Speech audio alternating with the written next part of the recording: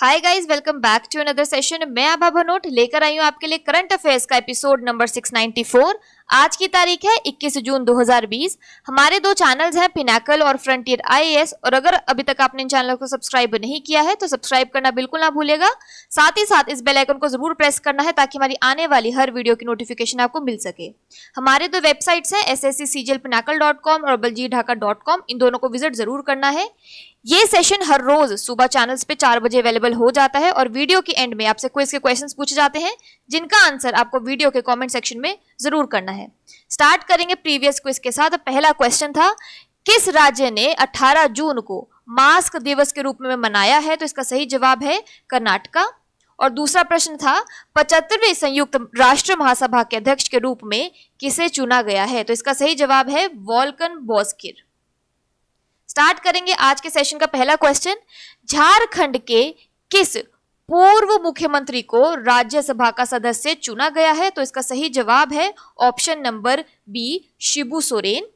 Lockdown के कारण लंबे समय से अटके 8 राज्यों की 19 राज्यसभा सीटों पर चुनाव खत्म हो गया।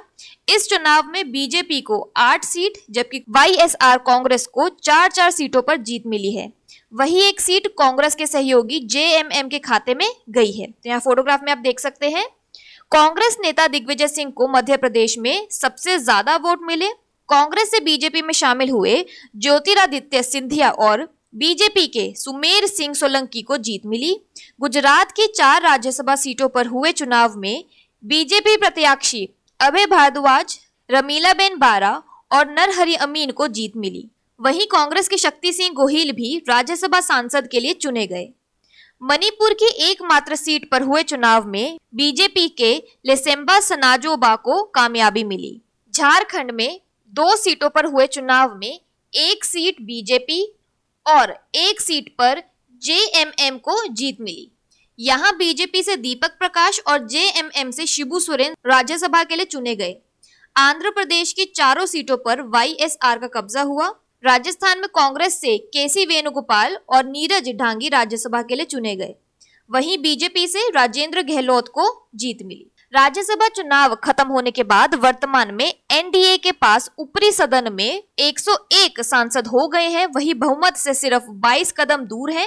राज्यसभा में बहुमत के लिए 123 वोटों की जरूरत होती है।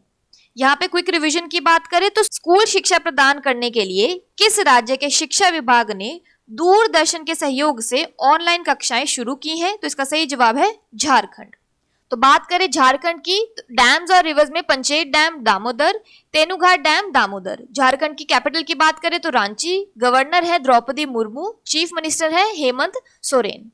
अगला प्रश्न है, विश्व ऑटिस्टिक प्राइड डे कब मनाया जाता है? तो इसका सही जवाब है ऑप्शन नंबर डी, 18 जून को। तो प्रतिवर्ष 18 जून को ऑटिस्टिक प्राइड डे मनाया जाता है। इसके द्वारा ऑटिज्म को एक रोग नहीं बल्कि एक भिन्नता, विविधता के रूप में स्वीकार करना है। ऑटिज्म अथवा ऑटिज्म स्पेक्ट्रम डिसऑर्डर का एक किस्म का विकासात्मक विकार है।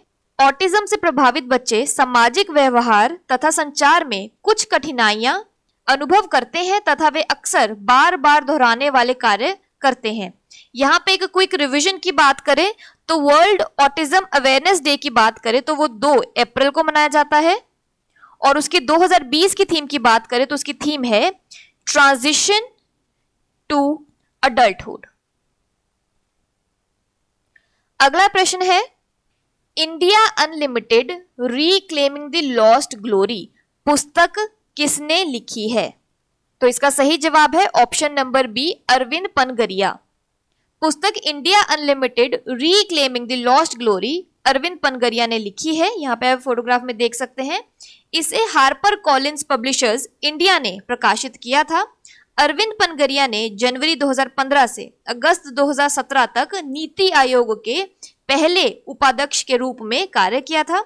वह एक प्रोफेसर है और कोलंबिया विश्वविद्यालय में भारतीय आर्थिक नीतियों पर राज केंद्र के निदेशक भी हैं।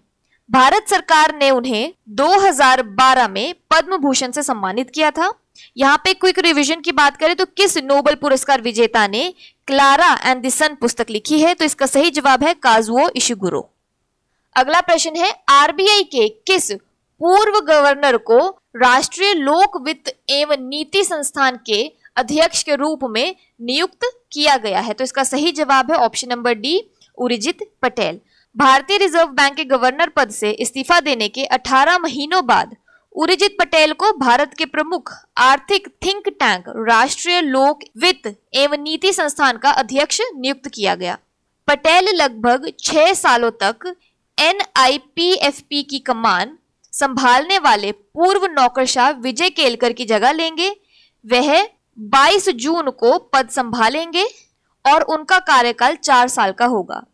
NIPFP वित्त मंत्रालय, पूर्ववर्ती योजना आयोग और कई राज्य सरकारों द्वारा संयुक्त रूप से स्थापित एक स्वायत्त निकाय है।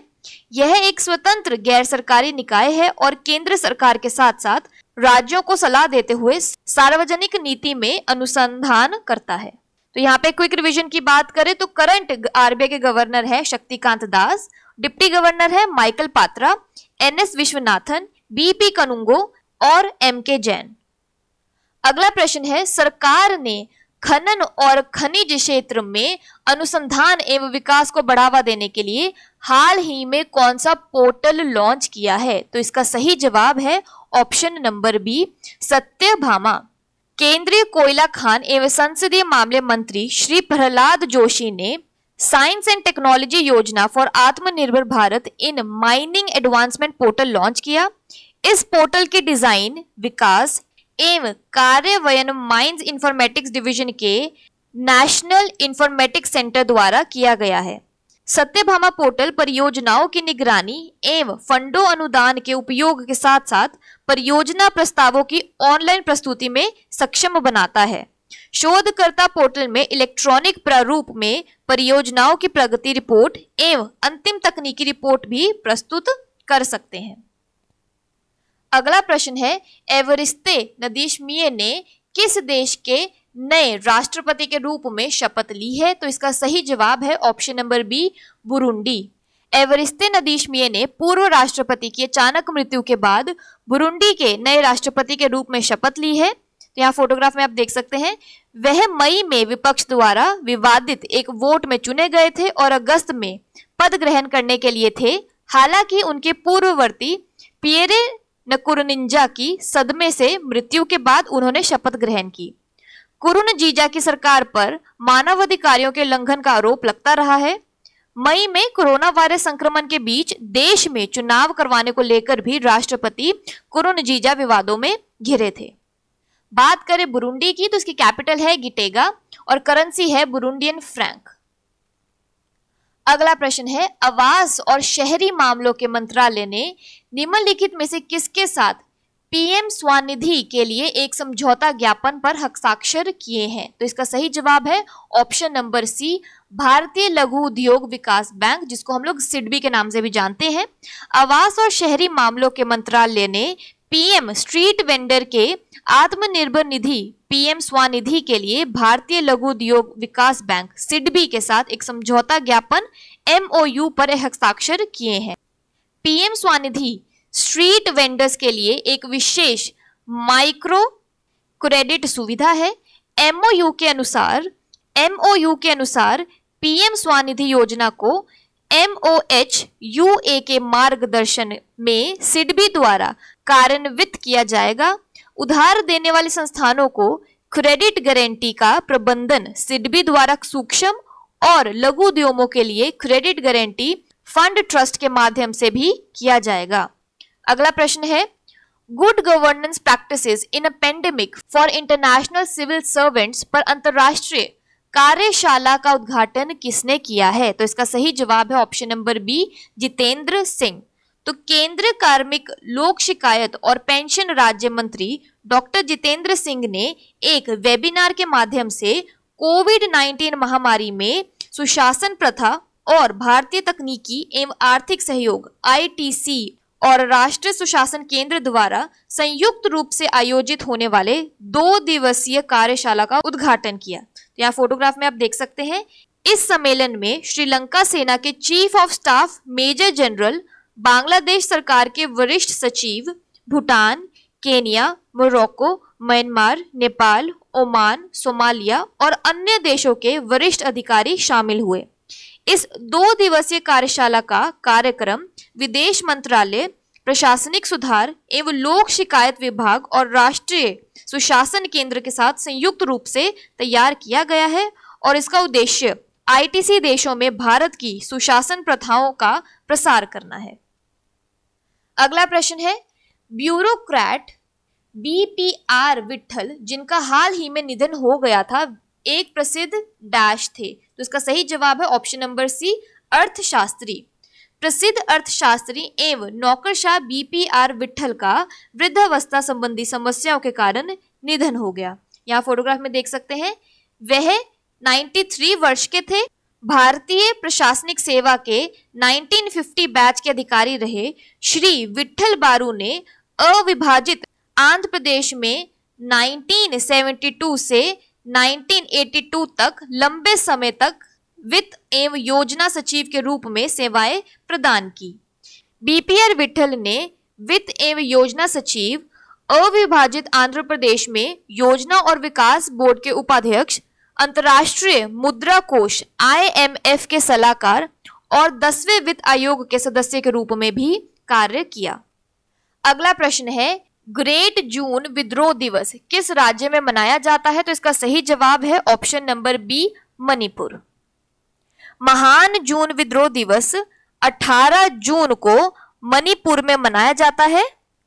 मणिपुर की क्षेत्रीय अखंडता की रक्षा के लिए जून 2001 में अपनी जान गंवाने वाले 18 व्यक्तियों को श्रद्धांजलि और सम्मान देने के लिए हर साल 18 जून को दिन मनाया जाता है।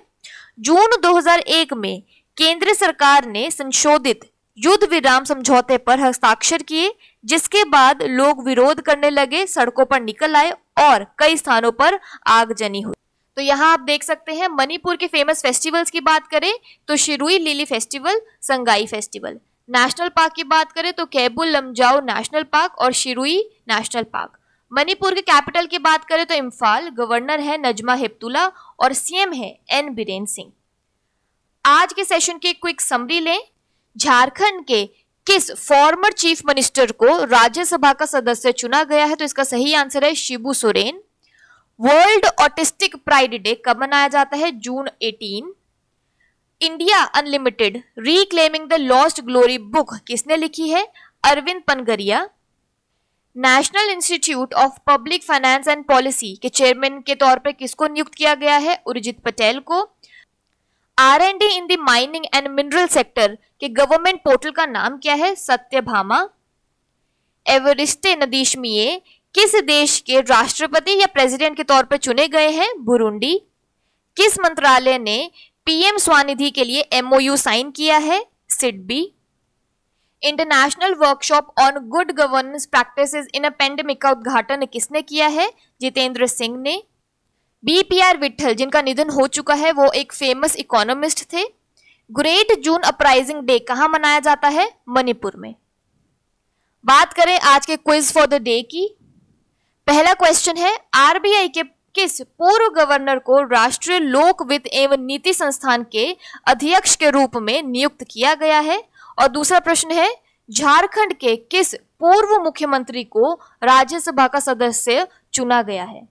और अगर अभी तक आपने चैनल्स को सब्सक्राइब नहीं किया है तो सब्सक्राइब करना ना भूलिएगा। साथ ही साथ इस बेल आइकन को जरूर दबाना है ताकि हमारी आने वाली हर वीडियो की नोटिफिकेशन आपको मिलती रहे। साथ ही साथ चैनल की दोनों वेबसाइट्स SSC CGL Pinnacle.com और baljeetdhaka.com पर विजिट करना ना भूलिएगा। Thank you so much.